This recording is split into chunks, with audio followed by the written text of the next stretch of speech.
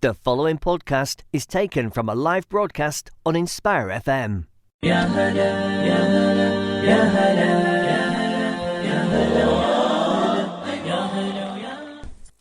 Assalamu alaikum everyone. We are live in the studio now. Thank you so much for joining us. We are here today with 4 guests.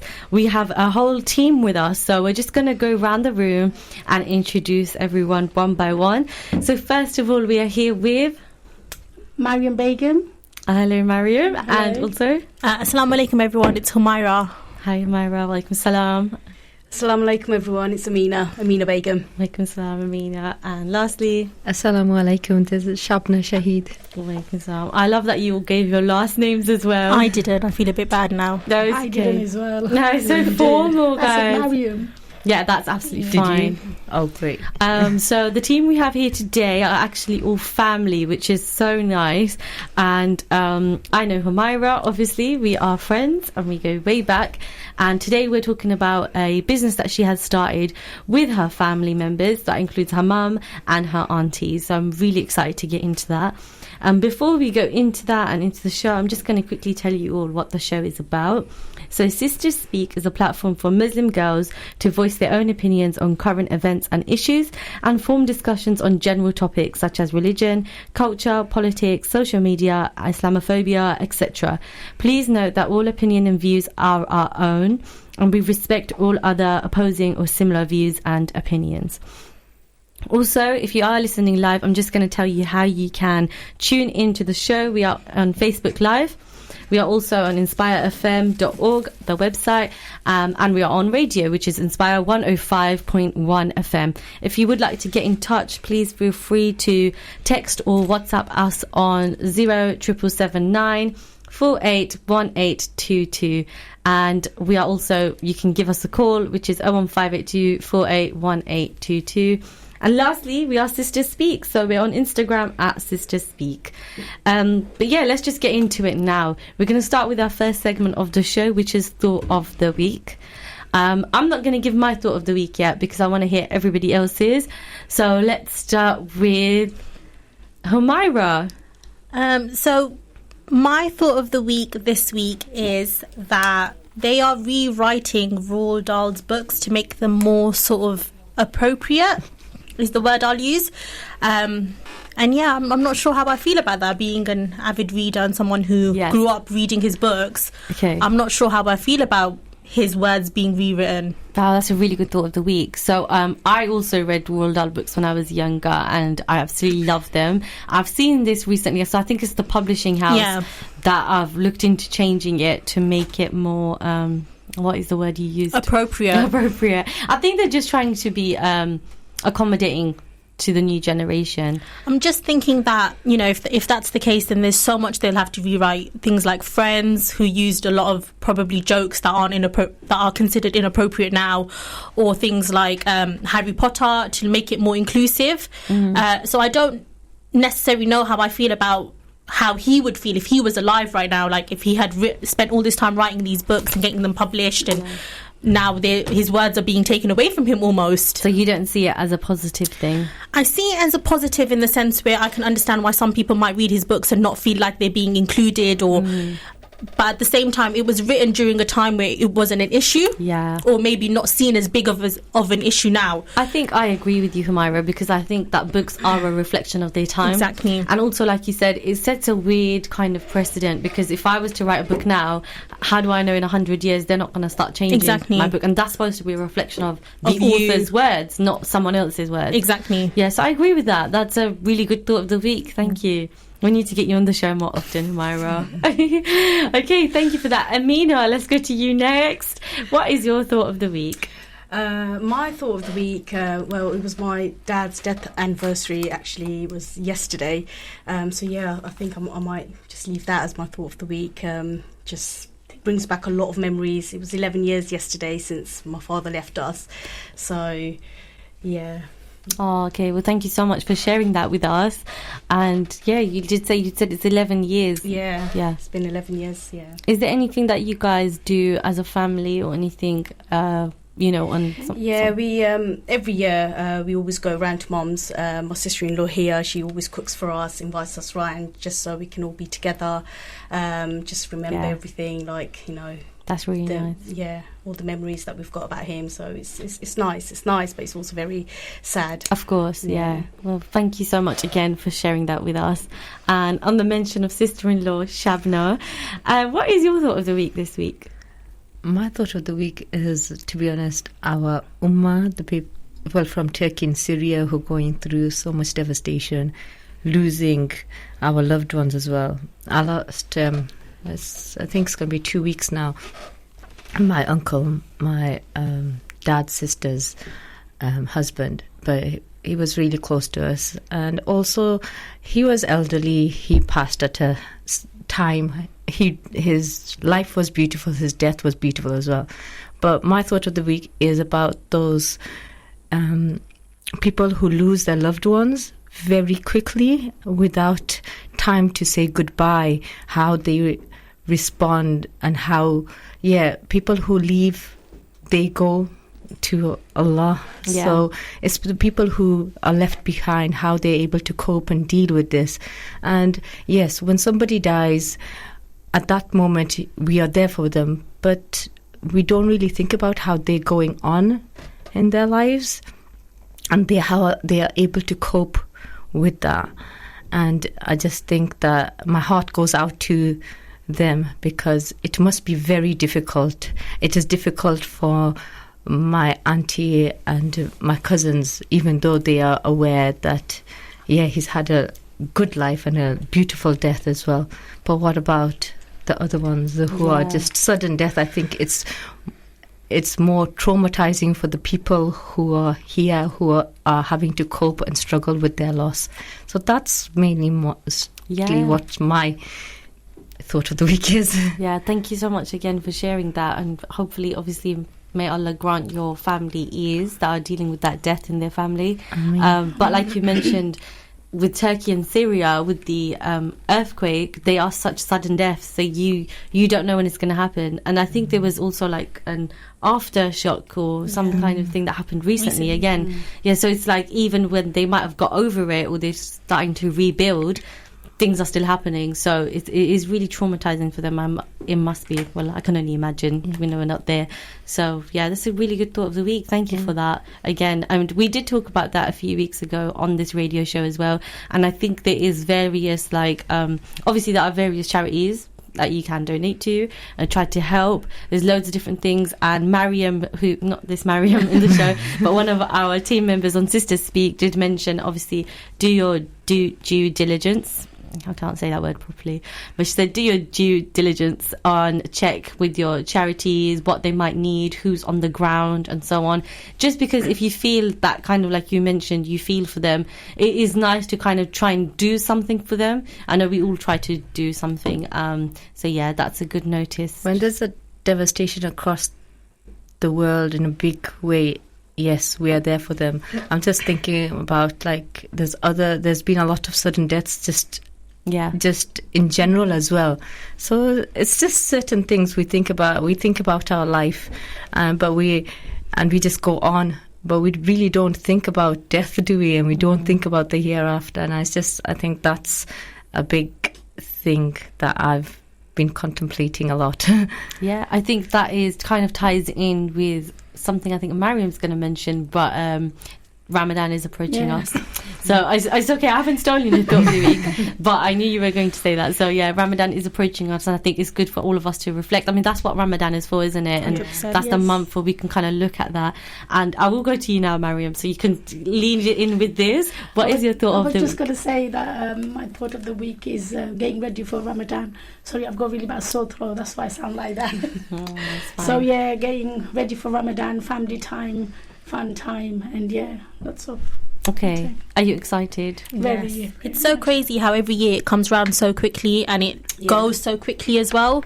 It only feels like we just, had Eid and now suddenly it's Ramadan you're again. right. I mean, technically, if you're being technical, it does come back quicker. Yeah, you're right.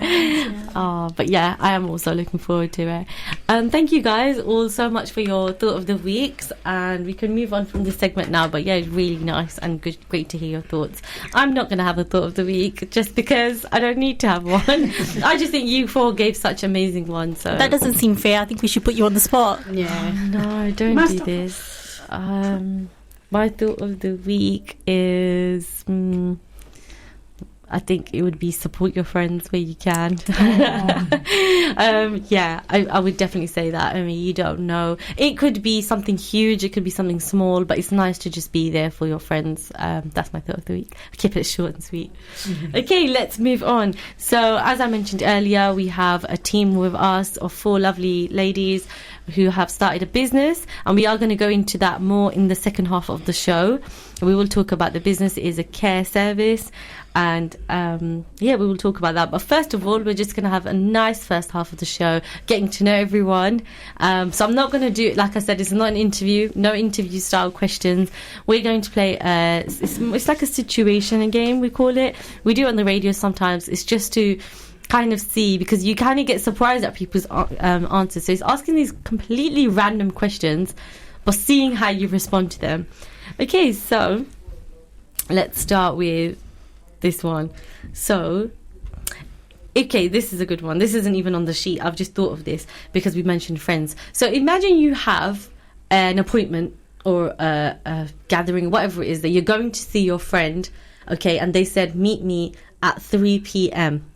So you're ready at 3 p.m. You're fully ready. You've rearranged things in your day for this. This isn't related to us, by the way, okay? But you've rearranged things in your day for this, everything. You're ready for 3 p.m. Now they've said, okay, no, wait, sorry, I've got something going on. Or I'm late, running late for work. Or my dad said I have to cut onions before I leave the house. Whatever it is, right?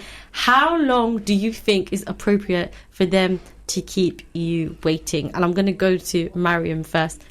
Yes, Mariam, come on, go closer to the mic, please. How long? Half an hour? I'll wait for half an hour. So half an hour is a maximum? Yeah, max, yeah. Okay, Humaira? I think it would be dependent on the reason. Yeah. Like, if it's a real emergency situation, then obviously I completely understand.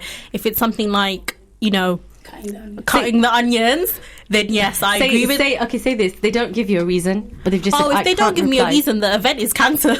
Yeah. Really? No, I'm joking. Half an hour is probably the max I would wait, unless obviously it's like an emergency situation. Then obviously I'm very understanding, and I would be, I would wait around for my friends. Okay, Amina, be honest. Don't need to copy anyone. Well, when did this friend let me know? Sadly, they only let you know 10 minutes after the appointment time. Oh, okay. Again, yeah, I'd wait about half an hour. And again, what Humaira said. So what happens after 30 minutes? Well, it depends. If it's an emergency, then I clearly understand. But if it's something as random as I need to cut the onions, then that's that could be done within 5 minutes? Okay. So, and they're taking an hour. They're taking an hour. That's just, if they just... It depends if you're cutting the onions, because you do take a while and you need goggles. Oh, yes, yeah. Then I do completely understand, because, I do take a long time to cut onions. However, the reason has to be genuine. It has to be something important for us to, wait around.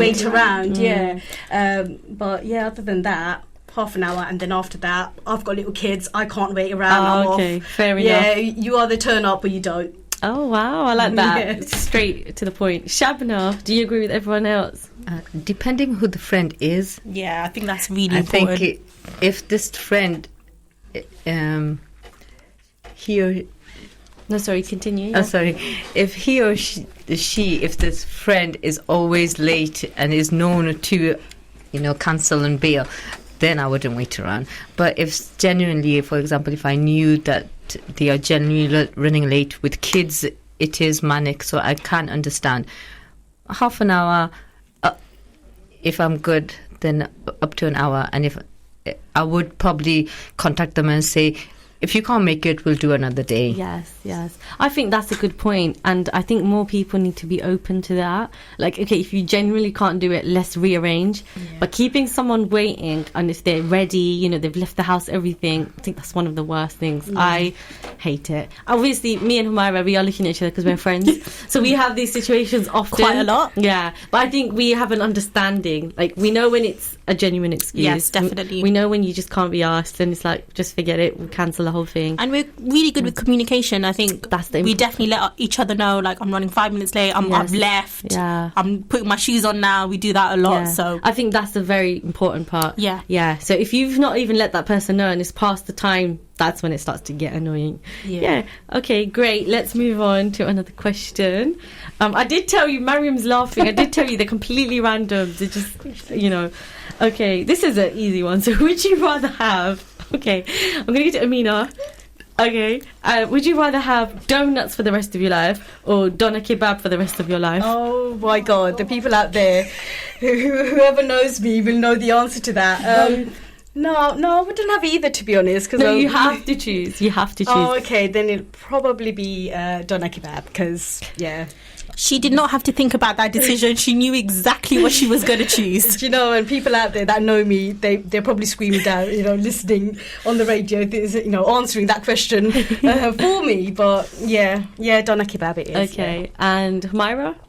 I definitely agree. Doner kebab. I don't have a sweet tooth anyway, so I'll always go for a savoury meal over a sweet meal anyway. Yeah. Mariam? Doner kebab, definitely. Shabna? Donuts. Donuts. I knew she was going to surprise us. Okay, so I you like like sugar your to- sweet stuff, yeah? Yeah, I like the fresh ones with the sugar ones. But Oh, that you yeah, find the in warm ones. Yeah. Warm donuts are good. Like yeah, from you find in the beaches and Thorpe stuff. Park Yeah, and stuff. Yeah. So I'll have that. Doner kebab. I'm not a very big fan of that. I'd rather go for the donuts, the warm ones. Okay, Sugar. But I don't like the ones that is like all messed up with those sugars and stuff. Okay, you like a fresh, good donut from like the beach side.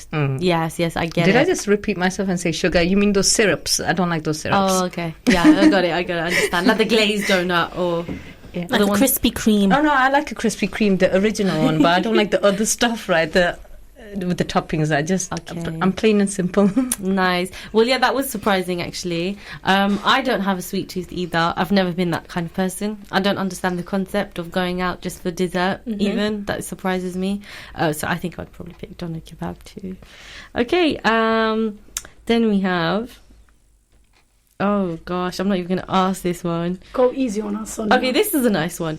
Would you rather... And I will start with Mariam.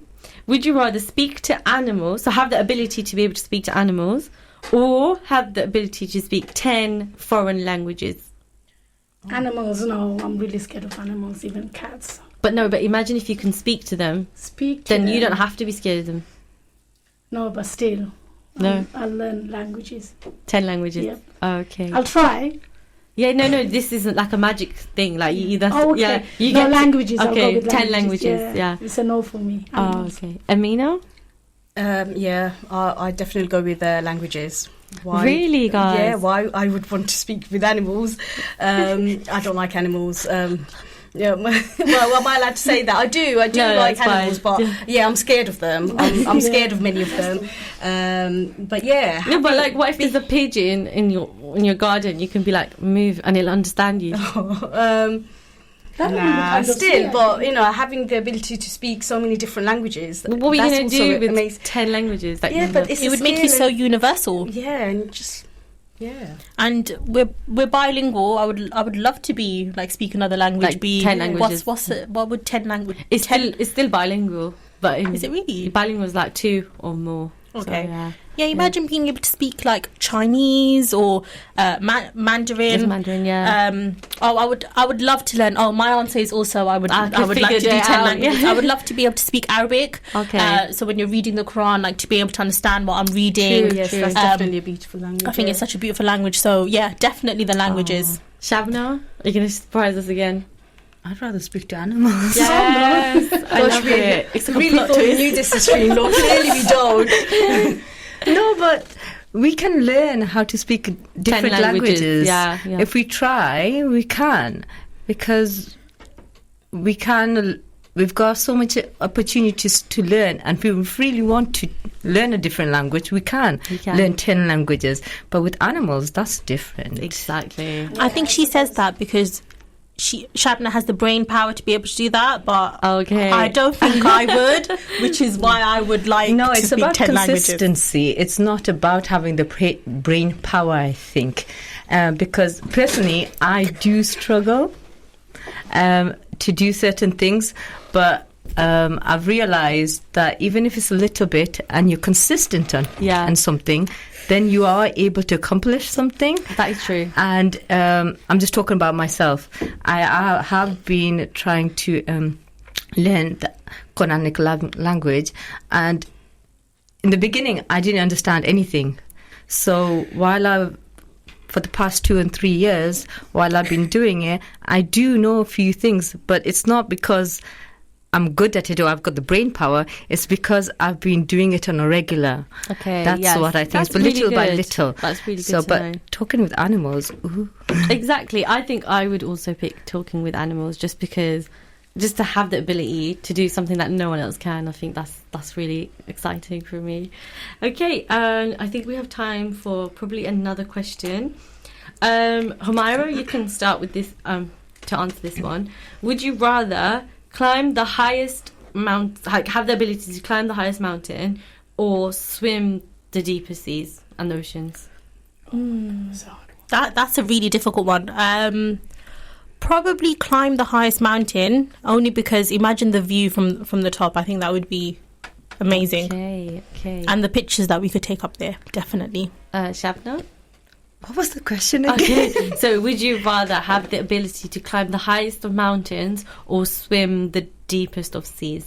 So I can't swim, and I'm scared of heights. So Okay. can I stay in the middle? Oh, you'd pick nothing, basically. No, okay, then I'll climb the mountain Really? Why? because I can't swim. No, but in this scenario, like You can. you've got all the abilities in the world.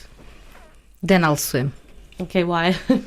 because I don't know how to do Oh, it. okay. I think I would pick swim as well, because I feel like swimming is like, something so scary, and no one can go down to the deepest of ocean, right? So if you have the ability, I feel like that's something I would. And I can't really swim. But isn't that something that can be done, like scuba diving, if I could get the words Yeah. out? No, but then same with mountain, because I have climbed a mountain before, so I feel like I've seen it now. I'm like, yeah, it's so. Because you've done that. That's Yeah, why. I know. And swimming is scary to me. It's very daunting, I think, to go into. So why would you want to go all the way to the No, because deepest end of the if you sea? have this ability in this game, you know. Okay, Yeah. fair enough. Amina?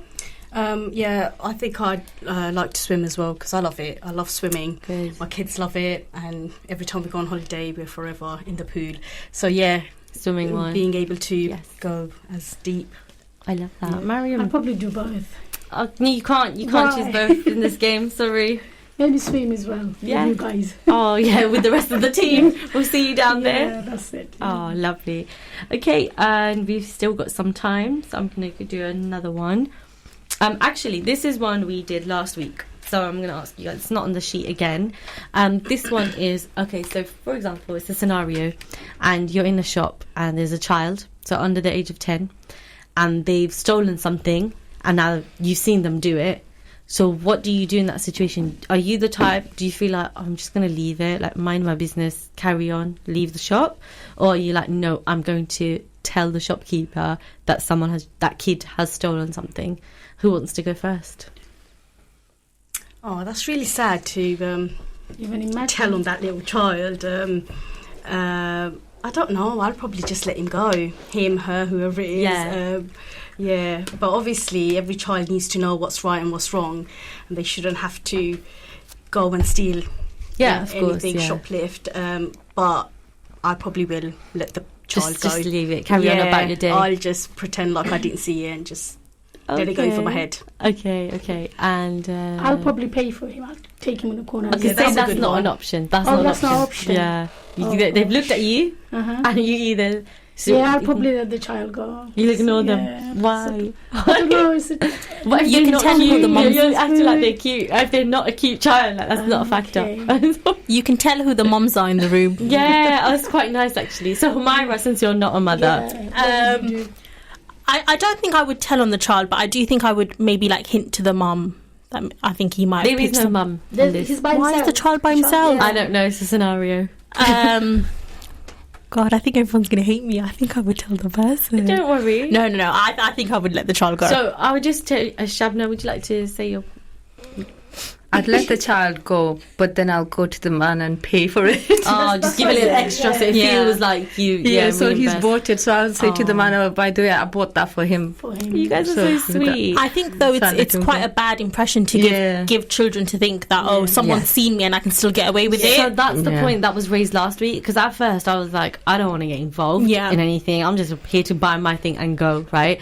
But then someone mentioned it. It was Mariam again. You, Mariam. But yeah. She was like, the child's seen you and knows that you've let them get away Yeah. with it. Essentially, they'll remember that you allowed them. Exactly. So I think that was kind of. And it's the almost point. like a conditioning thing where they had bad behavior that was rewarded with something good, so they'll associate that good reward with the bad behavior. This is my psychology background coming I out. can tell. Okay, we've so, got yeah. 19 19 seconds, but thank you Okay. so much, Humaira. I actually want to touch on that in the second half because that was really interesting.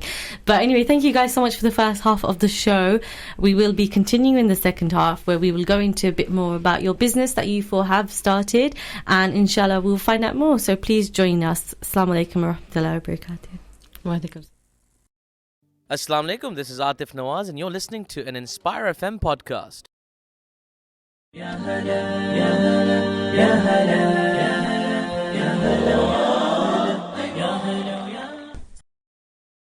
Assalamu alaikum and welcome back to Sisters Speak. Now we are on a live show with a team. Just going to get you guys to introduce yourselves again. This is a group of ladies who have created a new business. So I'm here with... My name is Mariam. And also... Humaira. Amina. Shabna. Thank you guys. And obviously myself, Sonia. I am hosting today's show. And our show is about the business that they have created. It's called Gentle Hands Care Services, and it is a new care service in our community. We're just going to talk a little bit to the team that has created and launched the business. Before we begin, I'm just going to let you guys know how you can tune in. We are Inspire 105.1 FM, which is on radio. We're also online, inspirefm.org, and we're on Facebook Live. If you do want to get in touch, you can get in touch with us on Instagram. That's at Sisters Speak. You can also text or WhatsApp us on 07779 481822. So yeah, please do listen in and give us your ideas or thoughts, or listen back because we will be on Spotify and on the podcast app as well. But yes, the first half of the show we were just getting to know the team a little bit, and now the second half we're going to delve into some questions to talk a little bit about their business idea. Before I go into that, we're going to talk about the care services in general. So I found a statistic online that said the Charity Age UK unveiled new research showing that the number of older people in England with some level of unmet needs now stands at 1.5 million. And that was in 2019. So I can only presume that in the past 3 years that has probably grown as well. And this does mean that 1 in 7, that's 15% of the entire 65 plus population, was struggling without the help that they depended on. This could be to carry out essential everyday tasks, such as getting out of bed, going to the toilet, washing, or getting dressed. I wanted to look at the statistics for South Asians and Muslims because that is what our background is, but that was difficult to find. I think looking at our own community, we can say that from our own point of view, especially my own point of view, it is sometimes harder to get care for elderly people in our community. And that can be for various reasons. This could be family members not wanting to get outside care, or knowing that family member, or not even knowing that your family member requires care, not acknowledging that they require care. It could also be that outsourced care does not align with your own personal values, for example, religion. And lastly, of course, there could also be a language barrier, which we would know with the elders in our community. So with that background, obviously I have met with you guys, which is Gentle Hands Care Services. It's a business that you guys have created and a care service. We will go into that, but before we do, I just kind of want some background from all of you, just to see kind of where is your background in care from. So can we start with Humaira? Yeah, sure. So firstly, all those statistics that you just read out, even though we knew them from starting the business, it's still just so crazy hearing you say them out loud.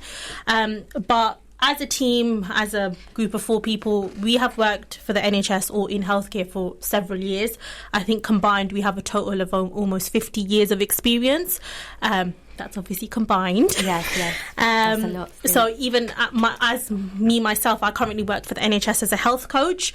So I work mainly with within the mental health field at the moment. So I work with a lot of patients that suffer with conditions such as depression, anxiety, stress, low mood, low motivation, and they're just to name a few. So I fell into this role pretty much straight after uni. Straight after I graduated in psychology, and I fell straight into this role, which is always what I wanted to do. The mental health field has always been something that I was so interested in, and I feel so grateful that I'm able to really make a difference in people's lives. And I think in general, that's what healthcare is, making a difference in someone's life. Yes. Yeah. Wow, thank you for that. And just to touch on that, you mentioned you did psychology at uni. Yeah. Do you think that kind of helps you when you in the field that you're in now? Oh, 100%. It helps me in my current job, but it also helped me set up this business. It just gives you a better understanding of people and people's mindsets, and just the knowledge behind that was what really helped me when it came to starting this business. So yeah, definitely. Okay, thank you so much. And we go to Amina next. Would you like to talk a little bit about your background in care? I've been in the NHS, working with the NHS for about 15 years. I'm not working currently. I left to have my children and just to focus on my kids and so on. But yeah, when I was working, I worked, as I said, about 15 years. But I worked in more or less every single field out there. Sorry, you can't hear me. That's okay. I work from working with newborn babies all the way to working with the elderly. So I've got experience more or less in every field out there. Currently, besides obviously setting up Gentle Hands with my family here, my main form of care is taking care of my kids at home between the ages of 7 and 2. So you can imagine how full my hands are. Yeah, absolutely. So, yeah. I feel like this might be the hardest part of your career. Yeah, 100%. Yeah. Well, 100%, yeah. But I do have a very supportive husband at home. Oh, that's nice.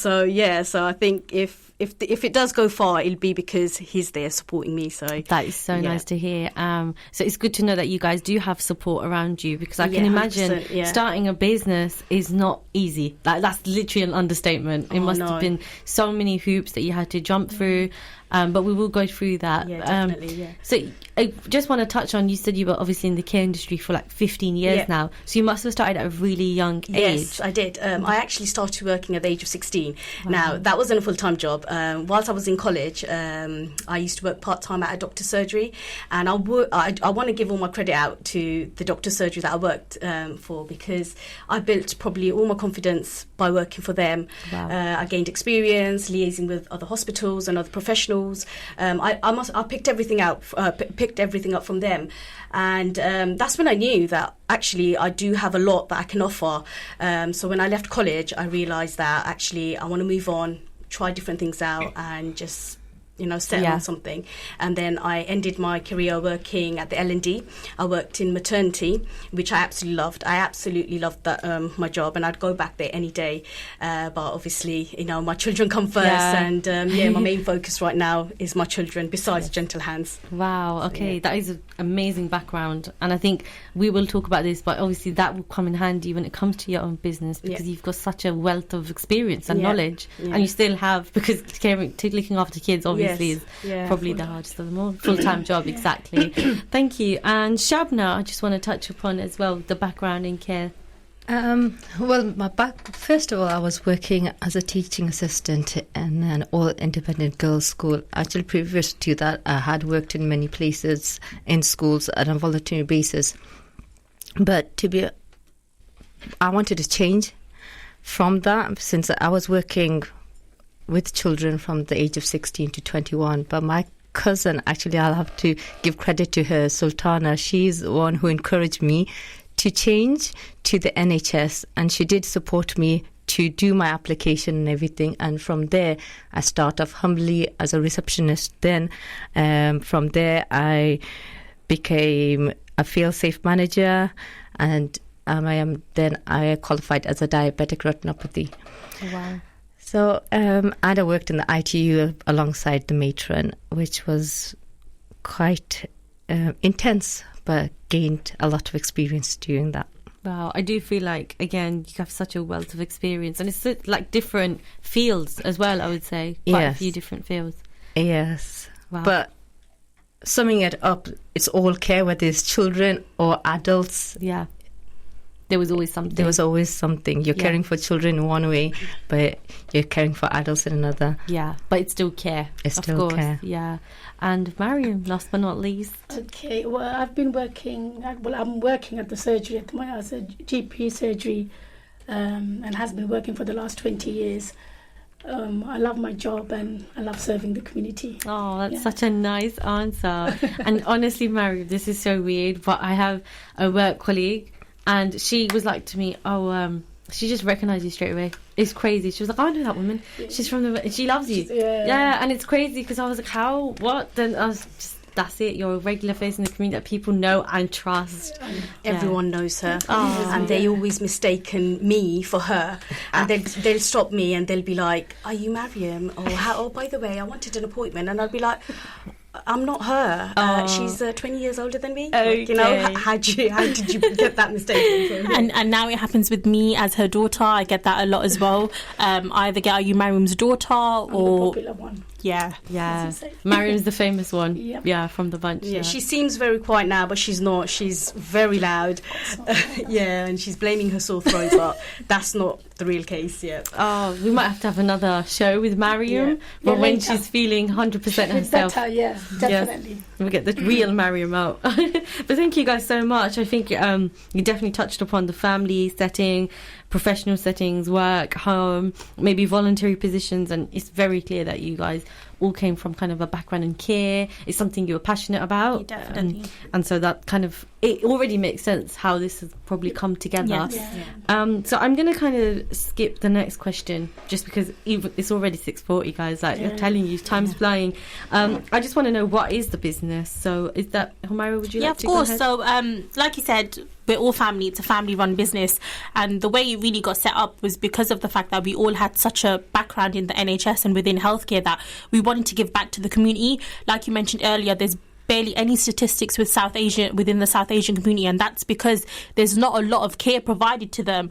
Like you said about language barrier, like you said about not really acknowledging that sometimes your family members, your loved ones, your parents need the care, and that's what we really wanted to target. We provide home care, we're a domiciliary care agency, we're registered with the CQC, but more importantly, we want to treat these people with respect, like they're our family. We want to bring them into our family. And that's sort of really where it started. That's what the business is, to the ground point. And we work with all types of patients, whether that be people with physical disabilities, learning disabilities, the elderly and the frail is one of our most common area that we target. We just want to provide them care from the comfort of their own home as they're becoming more frail and they're becoming more vulnerable. Okay, thank you. And so just to touch, it's not only for elderly people? No, not at all. It's not only for elderly people. It's for people, for anybody who's vulnerable, for anybody that needs that support. Like I said, we work with people that have physical disabilities that are very young, in their 20s even. We work with people that have learning difficulties, people with autism. There's so many conditions and so many diagnoses out there that people don't think you need care for, but in reality you do. And that's the stereotype that I think is around care. It's for people that are bedbound or housebound, as we would say in the industry, in the NHS, people who are housebound, and that's not the case. It's for anyone who needs support. It might even be for people that are really lonely and don't have that companionship, don't have that friendship, don't have family that are around them. It's for people like that as well. Okay, yeah. Okay, thank you for that. So just to touch again, and Amina, you can chip in here if you want. Would you say that it can be sometimes simple things that you're assisting with as well? Well, I put simple in quotation marks. What we might see as simple, but someone else doesn't see. Okay. Anyone? definitely. I think people sometimes mistake care for it to be help with bathing, help with hygiene, help with medication. That's not even what all we do. It might even just be something as simple as making them a cup of tea and sitting down and having a conversation with them. We find that that's really what people want. It's companionship, it's friendship, and then assisting with the other tasks like the personal hygiene is just an added bonus. Okay. So I can see that it's quite a variety of things in Definitely. this care service, and that's probably why you kept a kind of an open name. Yeah. Okay. Exactly. Yeah. Does anybody want to talk about the name? How it came about? Sure. Well, Amina actually came up with the name. Okay. Amina, did you come up with the name? Yeah, I think we had loads in the pipeline, didn't we? Yeah.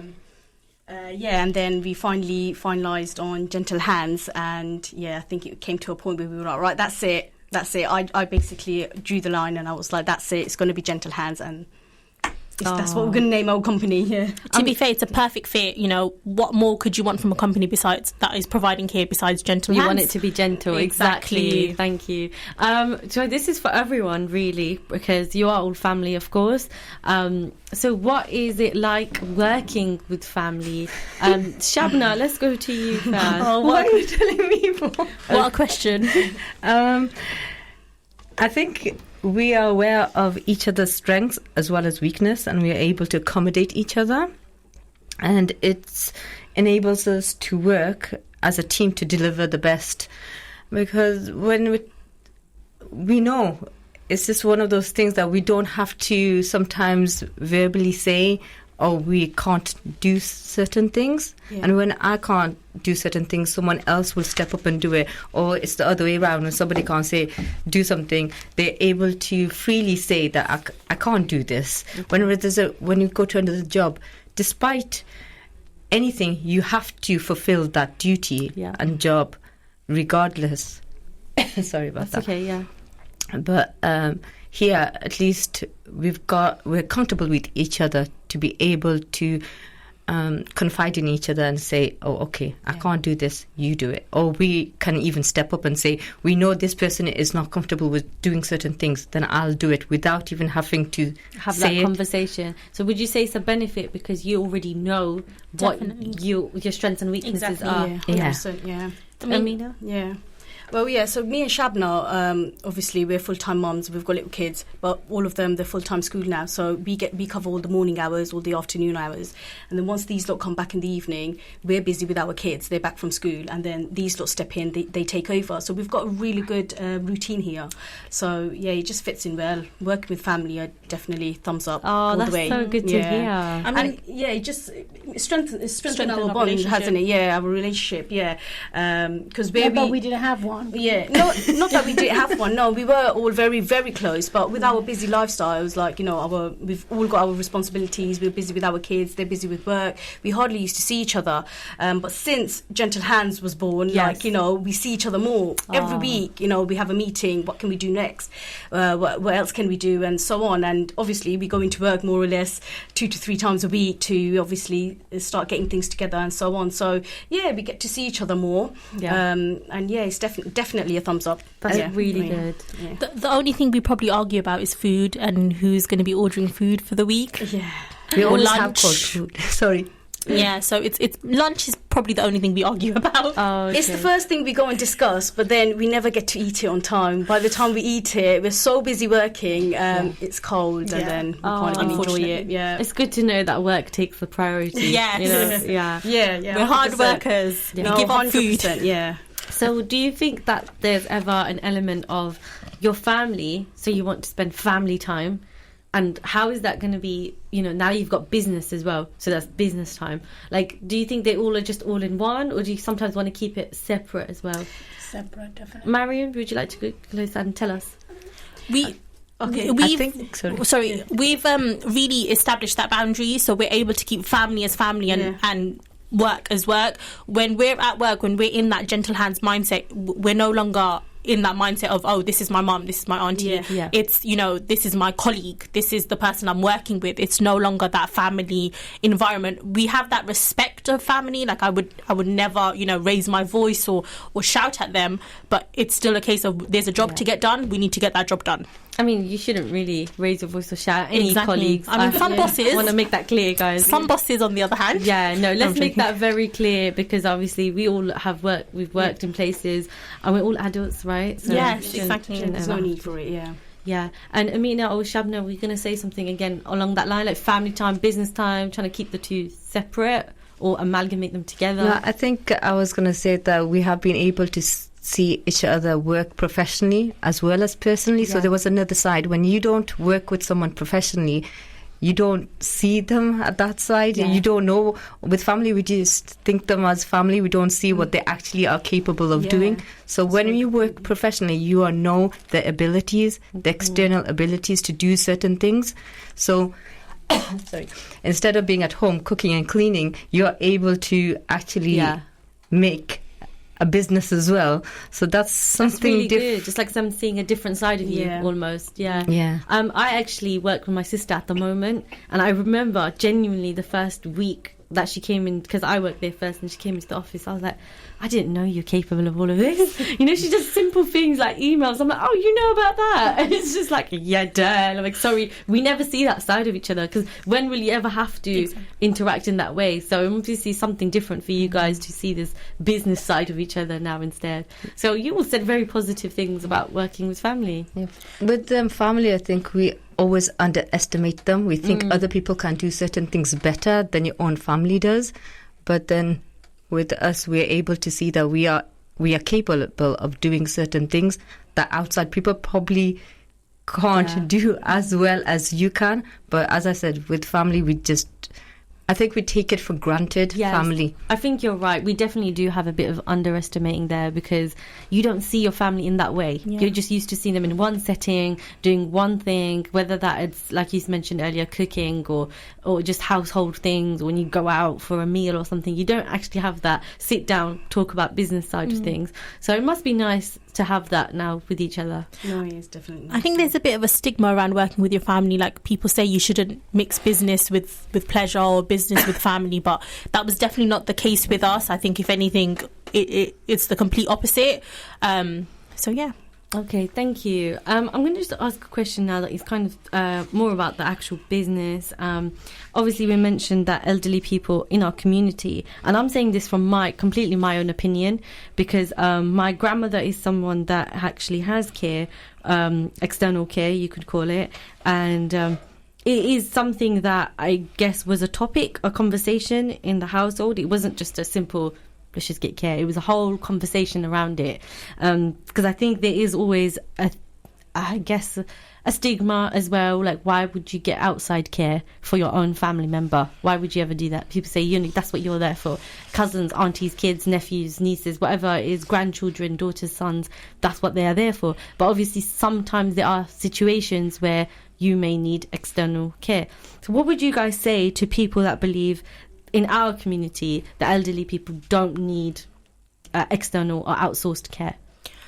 I think, again, it's like how you said, especially within our community, we assume that the family member, or, you know, sons, daughters, grandchildren, daughter-in-laws, son-in-laws will take on that role. And a lot of the time they do. That's one great thing about our community. We definitely do take on that role. But the thing is we can't provide specialist care. We're not trained in specialist care. Even though it's a case where we want to step in and we want to do it, sometimes we can't do it to the best of our ability. Sometimes we do need that break. You know, we need that time to step back and sort of get a breather ourselves. Sometimes it can become a thing where our parents are now a job, our grandparents are now a job, and we don't want it to ever be like that. We still want that relationship with them. We don't want our parents, grandparents, the elderly in our families to feel like they're burdens.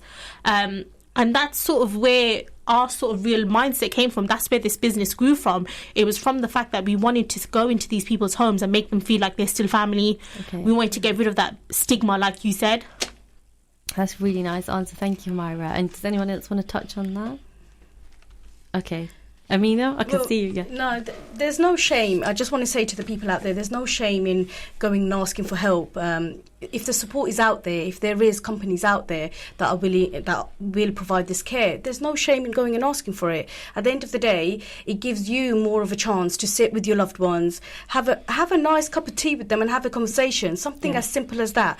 But as Humara said, because if you're having to care for your loved ones, it turns out to be like a job. Yes. And you don't want it to be, build memories with your loved ones. If there's companies out there that will take over the care, let them do it. There's no shame in asking for help.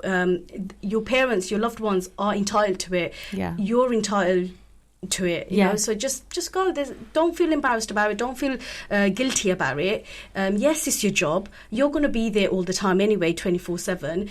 But here and there, 1-2 hours break. There's no shame in asking. Yeah. So definitely, you should look into it. Yeah. I like what you said there. You said they're entitled to it and you're entitled to it. Yeah. Because they actually deserve to have that as well. Because we're seeing it from our point of view, like, okay, maybe we don't want the kid. But they also deserve to see their child as their child. Exactly. And not just someone who just takes care of them now anymore. So, yeah. And sometimes they don't want to become a burden on the children. Yes, it's our duty to, they've brought us up, they've, taken care of us our whole entire lives. Now the tables have turned, it's down to us to look after them. But our parents, the bottom line is they don't want that. They don't want to be a burden on us. And there's certain things that they need doing, but they won't probably ask us for it because they think, she's worked all day, now she's come home and I can't ask her to do this for me and do that for me. So they won't ask. Whereas if someone from the outside is coming in and doing that, they'll be able, the client, the care, will be able to ask the carer, can you do this for me? Can you do that for me? And so on. So, I think that was a really good point you mentioned. I totally agree as well. I think for the parent or whoever it is needing care, they don't want to change the relationship they have with you either. So that's why outsourced care can be really important. But thank you for that. It's such a good point you mentioned. I didn't even think of that. And now when I really think about it, I mean, again, from my perspective, thinking of like my grandmother, come from a Bangladeshi background. If she was in Bangladesh, it's a very, very different scenario because you have so many family members left with you and you actually usually do have external help and care, and it's very normalized. It's very normal. So I think that is maybe a step that in this country or in our communities in this country and this town that people have steps that they have to take. We are coming towards kind of the end of the show. Any final comments from yourselves? Myra? No, we just want to say thank you for having us on. Thank you for giving us the opportunity to speak about how important it is for the people of our community to get care and to know what care is and to know what's out there for them. So thank you to you. Thank you guys. Thank you so much to the team from Gentle Hands Care Services Limited. So lovely that we have these 4 women on the show that have created this business, and inshallah it will be a great success. And you'll carry on to do great things. Thank you, Sonia. That's all right. And guys, I will give you all the link, like I said, Inspire FM Luton, where you can tune in and listen in again afterwards. And thank you. See you next week, guys. Assalamu alaikum wa rahmatullahi. Assalamu alaikum. Thank you for listening to our podcast. Why not tune in to our live stream at inspirefm.org and follow and subscribe to our social media platforms at Inspire FM Luton.